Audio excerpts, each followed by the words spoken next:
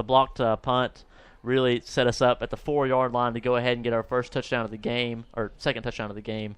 And then 2 fumbles, which later one turned into the game-winning drive. So Colton Ratcliffe, player number 1. Player number 2, Matthew Dean, seemed to always be the disruptive force in the backfield for us, able to cause a lot of rush. All right, hey, just a play-by-play update for you. I'm really just kind of trying to kill time to get Coach Chris up here, so that's what I'm here for today. But, yeah, Matthew Dean, great job. Great job being in the backfield and causing, I think, 2 sacks today and a lot of hurries and a lot of quarterback hits, and that's exactly what you want out of him. But those are my 2 players of the game. Coach Chris is on his way. Coach Chris on his way, and now here's another one. Let's do play of the game. I think you got to – there's a lot of times in this football game where you said, I think you could almost – everything happened. I mean, the first drive of the game was good, but it didn't set the tone for the football game. So we can't go with that. We can't say the first drive of the game because things went south after that. I'm going to go with what you think I'm going to go with. I'm going with the block punt. Got it all the way down inside the 5. Michael Howard into the end zone, and that gave us the lead at the time.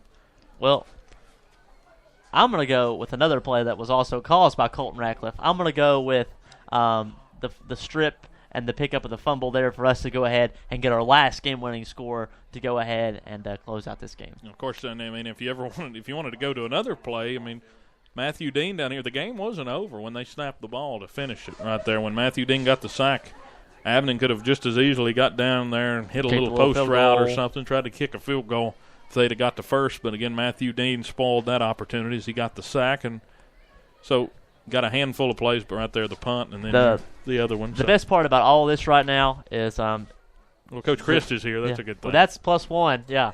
But the other part of it is everybody seems to be hovering around where the last play of the game was made. No one's ever left that spot. So that's exactly everybody's just soaking it in right now. Coach Chris, let's go ahead and get you all wired up. That ain't too hard. But Coach Chris, if he's as out of breath and worried as I was right there at the end of that thing, that was an emotional football game. So, wow. What are you taking away from it just right here in the initial moments? Just that, the biggest thing is I'm proud of my guys. Here I am out of breath from running up here. But, it's a steep walk, too. It is, no doubt. Breathing hard. The biggest thing is this. We faced adversity at a lot of points in the game. Really could have folded, but we didn't. And that's kind of the MO of this group.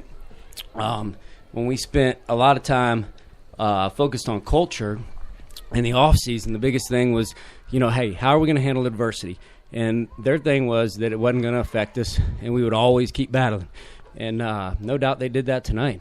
Yeah, it was a huge battle. We probably should have gave him a break there to breathe. I couldn't imagine Nick Saban. I was excited to get up here, So you wanted to get all that. I didn't mind sprinting tonight. So he's excited to talk. Mark's trying to get him hydrated. Give me water here. Yeah. We'll take care of you up here, even if we're at Abingdon trying to get. But this win, 3A team in Abingdon. I know that you probably don't. That's a good win to beat a team level. I know it was a good win because it was a good football team. That's and that's a test right here. It was a four-quarter doing test. It here. We knew that. We do different buzzwords through the week, and my buzzword was marathon. And then when our team chaplain was with us, we talked about everything being a marathon. It wasn't won in the first minute or two. So we knew we were in a 48-minute fight. The kids believed that. When at halftime, it was calm as could be. And to be young kids, these guys certainly are mature. Yeah, the stature there late in the ball game to end up holding on for the win, a 1-point win, 20-19. And me and Dylan had a little conversation about how you felt going into the half. Can you go ahead and elaborate on that? We felt good. I know that sounds crazy. We were down 6, but I went in. I told those guys right as we were going up the hill. I told Curtis. I said, he's our defensive line co-defense coordinator. I said, hey, we're starting to own the front defensively. I feel really good. Now we gave up one series that second half, but other than that. I felt like we were starting to take control. And this is a group that prides themselves on their offensive line. So I think that says a lot about our kids. Bottom line is we felt like we were starting to take control. So I'm proud of that defensive front.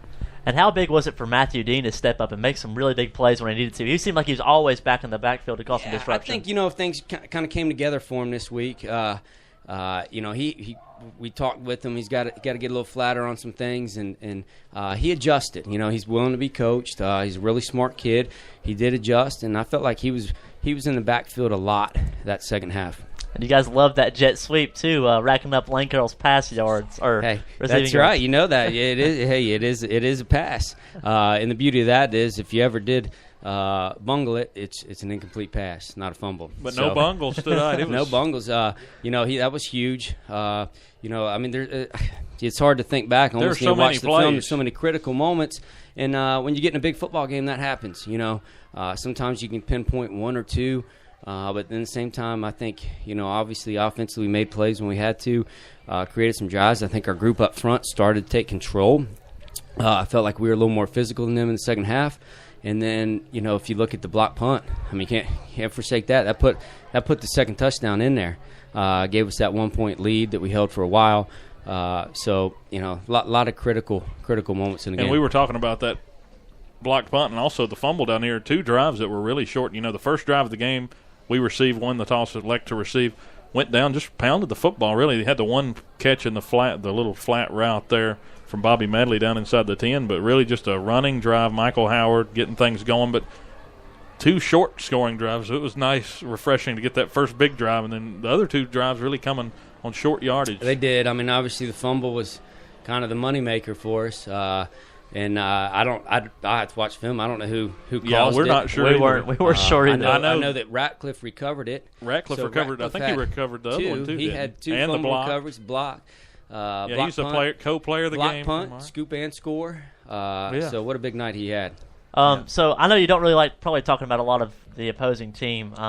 Give us your thoughts on Pierre Jordan, how you adjusted to him in the second half. They made an adjustment. We had a little different front that we like to use versus some tight end sets, and we were really good that first series. Give them credit. They made an adjustment. They haven't run essentially what would be a fullback stretch, wide play to the fullback, but they did make that adjustment. So we had to kind of get back, retool a little bit, get back more of our base defense, and then get a little more creative with our pressures to kind of stop that. And I really think we did. We gave up one more jet run going away from the scoreboard that they ended up getting their 3rd touchdown on. But other than that, then the 2-point stop came out big too. Obviously, that was a huge play for us. So if there's one thing that you would want to change about tonight or preach to your guys a little harder, what would it be? When you come out on top, all wins are good wins. Yeah, I think that's the way you got. I've never had a bad one. I don't look back and say, man, that was a bad win. Game ranking all time, is that one of the craziest games you've coached in? I don't know if crazy. I just think one that very prideful over. Proud of my guys because they battled adversity, and that's hard to do. But that's sort of been what they wanted to address in the off season, how they're going to handle adverse situations. They stepped up to the plate tonight. I was talking to Nate, who does the score, to some statistics source. 3-9 last year, and to turn it around 5-1 now, first time since 2002. How emotionally driven now is this team going? I think they're hungry. I think they're hungry week in, week out. The biggest thing is I've said this time and time again. We have great kids who have some talent, and they're an awful lot of fun to coach, and they.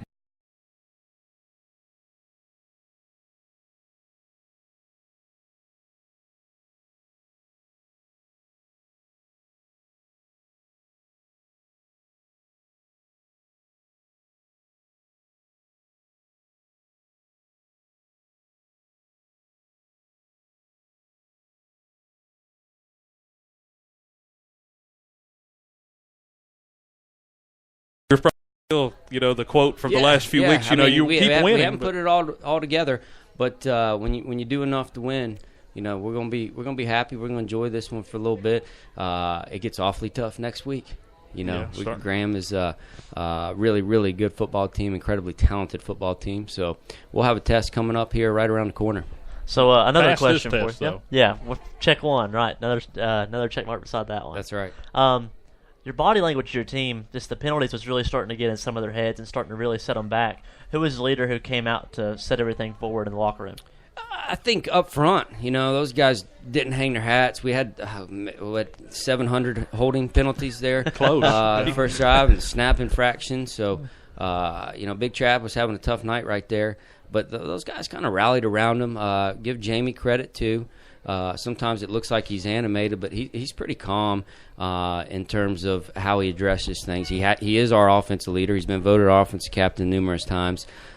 So he kind of sometimes it looks animated, but he's a leader for us, and I think he addressed those. And again, we went at halftime, and it was calm. It wasn't any panic out of those guys. And even, you go back even in that, I think it was the third quarter, had the ball down in the red zone. It was third down and third three and or four. five, yeah. 3rd and 5. Lathrop scrambles. You have the motion right before the snap, and then he picks it up, but it ends up being a penalty. And yeah, then you have the missed field goal. It's kind pretty of put us in a trip. spot. We probably were going to go for it there. 8 minutes. We hadn't been down there a lot. You think we got to score to win this thing. We were down 5 at that point. Yeah, would have cut it. Yeah, to cut it Yeah. to a 2-point game.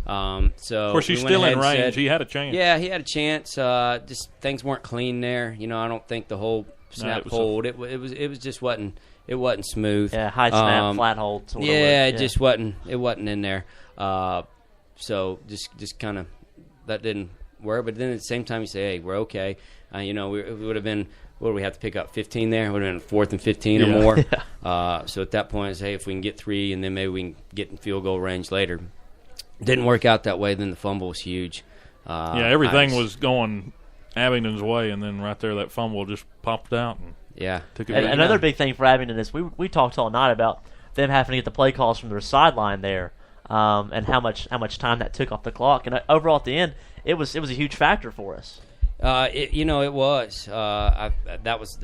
That was nice because really they started that drive with 3 minutes, and my head was, hey, get a stop, seal the deal.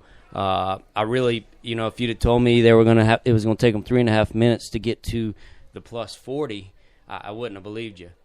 Because if you said they're going to have the ball the entire time, I'm going to say they're going to be in field goal range. It's tough to, really only pick up.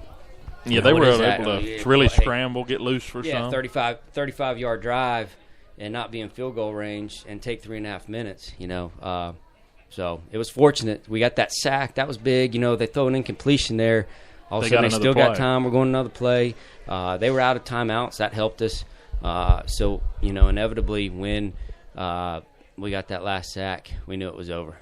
The whole sideline erupted. But now let's talk a little bit, just a couple more questions, maybe 2 more. Don't let these buses leave me. You can ride it. I'll have to ride home with you guys. Yeah, we're not going that way. We're going back that way. Yeah. If the buses are gone, you're going back to Bristol. So. Yeah, that's true. That would be us. We could just take him to Boone with us tomorrow. We could go take you to Boone with us. But okay, so this was really a true road game. It was rocking down here. What was the atmosphere? Was that really the most road? It was exciting. I think it felt like a big game. It was. And that was the thing. We went in at halftime, and you think you're down 6 and didn't play great. Had a million penalties, things like that. But we got in there and we said, hey, how much fun is this? Think about. When you get a loss, you always want to go back and replay the game. I said, well, you know what? We got 24 minutes to right this wrong. And the kids kind of believed in that. Hey, we got 24 minutes. We're going to go win this thing. And that's what we did. All right, so sum it up right here. 1 word to describe how you feel about yourself and 1 word to describe how you feel about the Bearcats in 2017.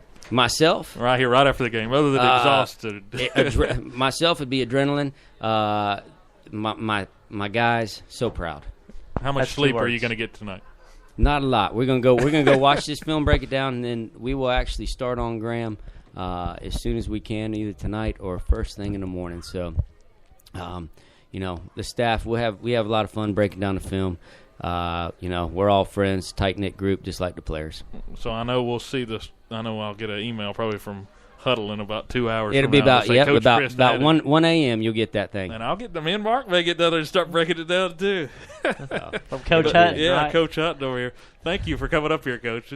Thank you guys. You do a great job, and I am. I'm so proud. I'm so proud of my guys. Happy for our school. Happy for our community. We're getting some backing. I think guys see just how special this group is. Yeah, first time since 2002 you guys have started 5-1, so something to think about too. Hey, we'll take it. We're excited. We're enjoying it. 6-1's good too. So we've got a big battle coming up next week. Hey, 1-0 each week, right? So we're going to see you at Bearcat Sports Chat. I guess I got to be there, right? You got to. We got the mojo, so make sure you come on out. We're going to have a lot of fun this week. We got a big game coming up, coming off a big win. So thank you, Coach Chris. Hey, thank you guys. We'll see you on Wednesday afternoon. I'm sure we'll find some questions to pelt at him next week. So. Perfect.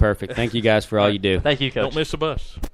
See you, Coach, and we're going to wrap it up here from the post-game show. Again, a little longer because, you got to do things a little longer whenever you get a win like that, 20-19, to get away with the win. Brad Carter, I know, was happy about it too, probably down there on the sideline for the Bearcats. And